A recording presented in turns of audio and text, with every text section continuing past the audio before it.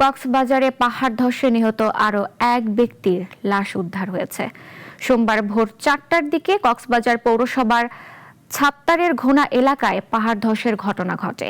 এ নিয়ে কক্সবাজারে গতকাল রোববার দিবাগত রাতে 1টা থেকে আজ ভোর 4টা পর্যন্ত পাহাড় ধসে 9 জনের মৃত্যুর খবর পাওয়া গেল।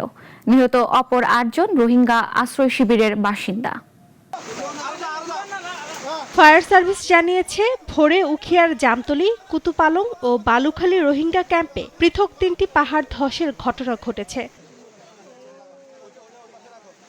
জামতলী ক্যাম্পে একই পরিবারের 3 জন, কুতুপালং ক্যাম্পে এক শিশু এবং বালুখালী ক্যাম্পে নারী ও শিশুসহ 4 জন প্রাণ হারান।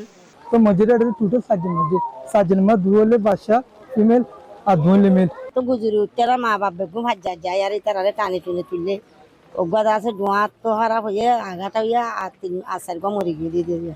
এছাড়া কক্সবাজার শহরের পাহাড়তলী এলাকায় পাহাড় ধসে চাপা পড়ে একই পরিবারের 3 জন। পরে তাদের উদ্ধার করে হাসপাতালে নেওয়া হলে মৃত্যু হয় একজনের। উদ্ধার অভিযান পরিচালনা করেছে স্থানীয় স্বেচ্ছাসেবক ও ফায়ার সার্ভিসের কর্মীরা।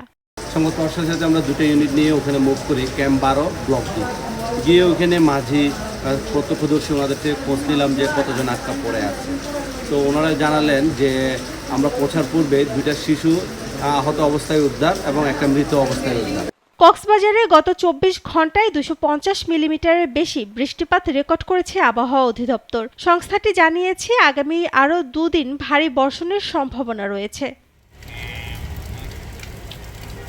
টানা বৃষ্টির কারণে পাহাড় ধসের ঝুঁকি বেড়ে যাওয়ায় প্রশাসনের পক্ষ থেকে ঝুঁকিপূর্ণ এলাকায় বসবাসকারীদের নিরাপদ স্থানে সরে যেতে মাইকিং করে সতর্ক করা হচ্ছে।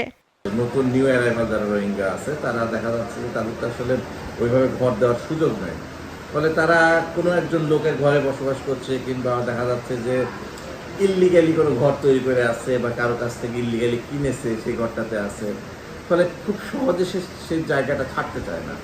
2017 সালে উখিয়া ও টেকনাফের প্রায় 8,000 একর বনভূমি উজাড় করে তাতে 34টি আশ্রয় শিবির গড়ে তোলা হয়। বর্তমানে 33টি আশ্রয় শিবিরে বসবাসকারী রোহিঙ্গার সংখ্যা প্রায় 14.5 লাখ।